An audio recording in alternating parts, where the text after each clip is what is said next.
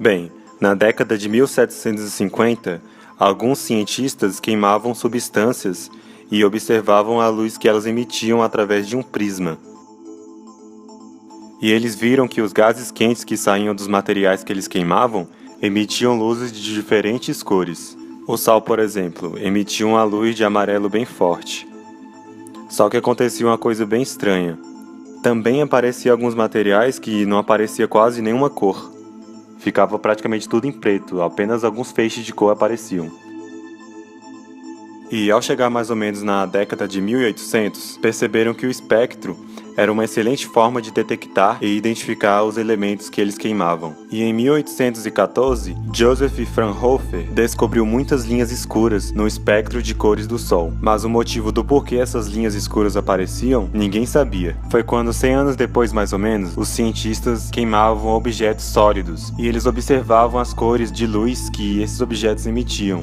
E perceberam que essas cores revelavam a temperatura do objeto, e com isso eles podiam medir a temperatura de objetos à distância, como o Sol, por exemplo.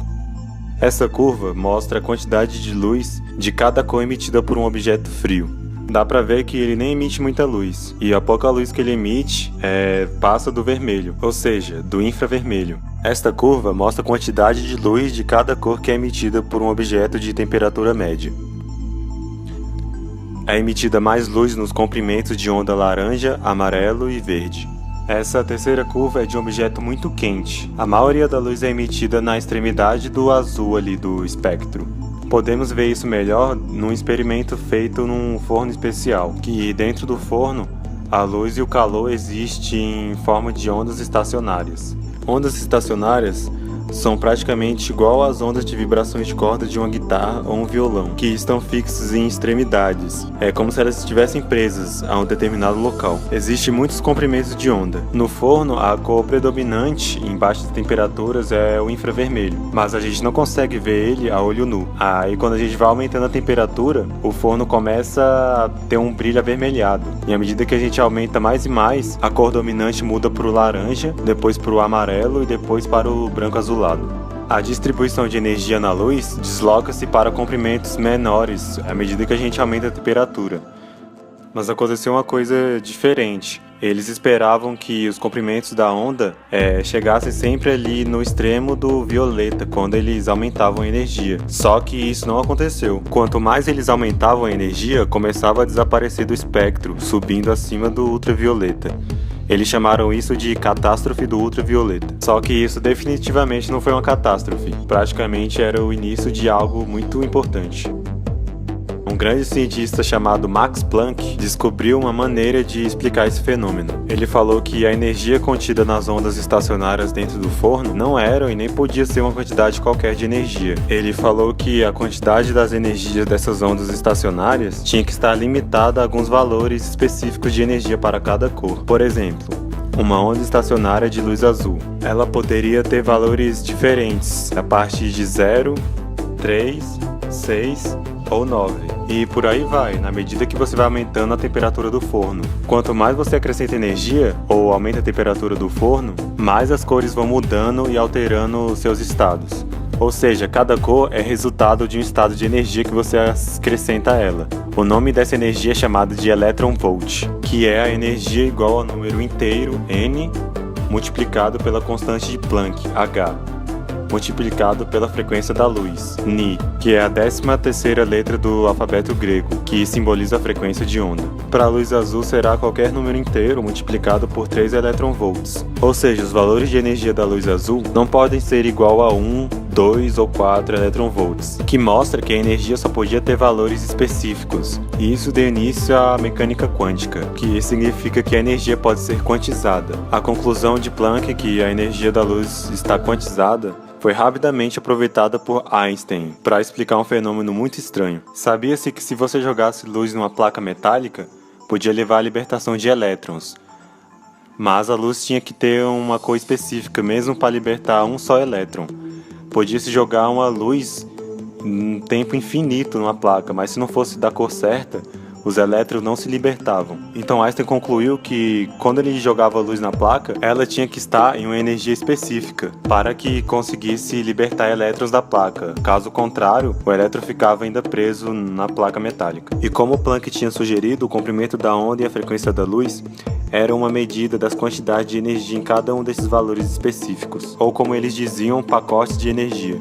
E foi só nas primeiras décadas do século XIX que a estrutura dos átomos começou a ser classificada. Niels Bohr propôs o primeiro modelo do átomo de hidrogênio. No modelo de Bohr, o elétron orbitava o núcleo como se fosse um planeta a girar em torno do Sol. E ele usou a teoria de Max Planck sobre a quantização de energia. Falava que o elétron só podia ocupar órbitas a certas distâncias do núcleo, e que os elétrons irradiavam energia quando eles passavam de uma órbita para outra, falando que a radiação dessa energia revelava as órbitas permitidas. Os comprimentos de onda da luz absorvida e reirradiada pelo hidrogênio já tinham sido estudados com rigor naquela época, mas ninguém sabia explicar.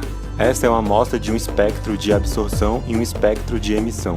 O modelo de Bohr foi muito bom, porque ele previa os valores das órbitas e previa os comprimentos de onda das riscas do espectro do hidrogênio. Mas ninguém sabia por que essas órbitas eram permitidas. Foi em 1924 que Louis de Broglie mostrou que as partículas também eram ondas, como a luz, que Einstein, Planck e Compton confirmaram por conta do experimento de Thomas Young. Isso respondeu diversas perguntas. Primeiro, as órbitas permitidas teriam que ser múltiplos exatos dos comprimentos de onda calculados para os elétrons. Outras órbitas dariam origem à interferência destrutiva de ondas, e portanto o elétron não podia existir ali. Portanto, a circunferência da órbita deve ser igual, o dobro, ou triplo, ou qualquer múltiplo do comprimento da onda. Segundo, as órbitas não eram realmente órbitas no sentido tradicional da palavra. Esses elétrons não viajavam em torno do núcleo num círculo. Eles assumiam uma forma de uma onda estacionária que rodeava completamente o núcleo. Mas a posição exata e o momento da partícula elétron não podiam ser especificados perfeitamente. Isso foi explicado por Werner Heisenberg. Foi chamado de princípio da incerteza, que quanto mais precisa for a determinação da posição, menos precisa é a determinação da quantidade de movimento, e vice-versa. Com isso, a compreensão das partículas subatômicas mudaram totalmente, fazendo entender que as órbitas específicas dos elétrons estavam em uma nuvem de probabilidade, chamada nuvem eletrônica, onde nessa nuvem o elétron pode estar em vários lugares ao mesmo tempo. Os locais onde a partícula está na crista da onda são os locais onde a partícula se materializa a maior parte do tempo. E os locais na cava da onda são aqueles que a partícula evita. A onda é como se fosse um mapa da existência da partícula, e conforme a onda muda, a partícula muda também. Apesar de todas essas descobertas, foi Erwin Schrödinger que desenvolveu a equação que descreve o movimento e o comportamento de tudo aquilo que é bem pequeno. Enquanto Bohr e Broglie descreveram o átomo de hidrogênio, a equação de Schrödinger podia descrever o hidrogênio com o mesmo detalhe e podia ir muito além. Não só descrevia o átomo de hidrogênio, como todos os átomos de todos os elementos desse universo. A equação de Schrödinger explicava todos os elementos da tabela periódica conhecidos. A equação de Schrödinger é chamada função de onda, que tem uma descrição incrivelmente precisa.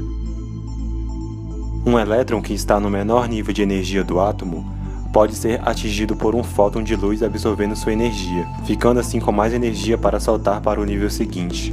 E o processo inverso permite o elétron voltar ao menor nível de energia, emitindo também um fóton de luz. A cor do fóton depende da diferença energética dos níveis. É isso que explica as riscas pretas nos espectros, que permite identificar um elemento. Como a luz branca contém todas as cores do espectro, quando jogamos luz branca numa amostra de um elemento nas condições adequadas, os átomos absorvem todos os fótons, que permite os seus elétrons saltar para outros níveis de energia. Portanto, o espectro de absorção tem todas as cores da luz branca, menos aquelas que correspondem à diferença de níveis de energia dentro do átomo. E quando esses elétrons espontaneamente voltam para os níveis de energia menores, o espectro de emissão contém apenas aquelas riscas que correspondem à diferença entre os níveis de energia dentro do átomo, que é o que dá forma literalmente aos átomos de cada elemento da tabela periódica. A equação de Schrödinger permite descrever com rigor as partículas fundamentais, usando sua função de onda. Existe uma propriedade dos elétrons chamada spin. Podemos pensar nos elétrons como pequenas setas, que só podem girar de dois modos, ou virados para cima ou de cabeça para baixo. Isso faz com que apenas dois elétrons podem ocupar cada um dos níveis de energia de um átomo, um com spin up para cima e outro com spin down para baixo. E os outros elétrons do átomo têm que ocupar níveis de energia sucessivamente superiores, que foi chamado de princípio da exclusão de Pauli, que foi uma ideia proposta por Wolfgang Pauli. Se não fosse isso, os elétrons ocupariam o menor nível energético, e os átomos teriam um comportamento muito diferente do que vemos. O fato é que essa propriedade chamada spin também está quantizada, e devido ao spin, todas as partículas pertencem a uma dessas duas famílias. E foi aí que começaram a classificar e organizar as partículas subatômicas. A família que constrói os átomos, que são os elétrons, prótons, quarks e nêutrons, são partículas de spin semi-inteiro, ou seja, que não são números contínuos. Elas são chamadas de fermions. A outra família tem spin 1, 2, 3, 4, 5 e etc. Ou seja, um número contínuo, que são os fótons, os gluons, os gravitons, e são chamadas de bósons. Ao contrário dos fermions, os bósons não obedecem o princípio da exclusão de Pauli, e os grupos com muitos bósons reúnem-se no menor estado energético possível, por isso elas são bem mais difíceis de serem captadas. Se os bósons obedecessem o princípio da exclusão de Pauli, muitas das maravilhas modernas não existiam. A tecnologia é baseada totalmente em cálculos da mecânica quântica, como por exemplo os lasers. Eles requerem um enorme número de fótons que estejam ao mesmo estado ao mesmo tempo. Existem estranhezas na mecânica quântica que mudam totalmente a nossa percepção do mundo. Uma delas é o entrelaçamento quântico e o colapso da função de onda. O entrelaçamento quântico ocorre quando duas ou mais partículas interagem as suas funções de onda e ficam entrelaçadas, fazendo com que alguma das propriedades de cada partícula dependem agora daquilo que acontecer a outra partícula. Mesmo em qualquer distância possível que a colocarmos, elas continuam em entrelaçamento e têm ainda propriedades interdependentes. Mas, quando uma das partículas é examinada para se averiguar qual é a sua propriedade individual, desentrelaça-se instantaneamente, que os físicos falam que se dá o colapso da função de onda. E também a outra partícula tem suas propriedades codependentes desenlaçadas e determinadas. Por exemplo, podemos montar uma fonte que emite pares de elétrons cujo spin é dependente e oposto um do outro. E nenhum dos elétrons sabe em que estado de spin está. Ambos alternam entre spin up e spin down, mas as suas funções de onda estão em entrelaçamento, de forma que quando um elétron é perturbado e fica num dos estados de spin, digamos, em um spin up, então o outro elétron instantaneamente passa a estar no estado de spin down. E esse colapso instantâneo acontece quer os elétrons estejam muito próximos ou muito distantes. Isto verdadeiramente parece muito estranho, só que existe uma série de tecnologias modernas que dependem fortemente dessas estranhezas, como a computação quântica, a criptografia quântica e o teletransporte quântico. Um cientista chamado John Bell conseguiu provar matematicamente que o entrelaçamento quântico acontece realmente. Já foram realizadas experiências de entrelaçamento quântico real, em que a separação foi de mais de 100 km de distância, o que prova que a distância não destrói o entrelaçamento, e que a informação através dos spins viaja o espaço-tempo mais rápido que a velocidade da luz. A partir dessa história resumida, de mais ou menos como a física quântica começou, você começa a observar que o mundo é feito de energia e ondas. Isso abre portas para entender muitas outras coisas. Valeu, se inscreve aí no canal.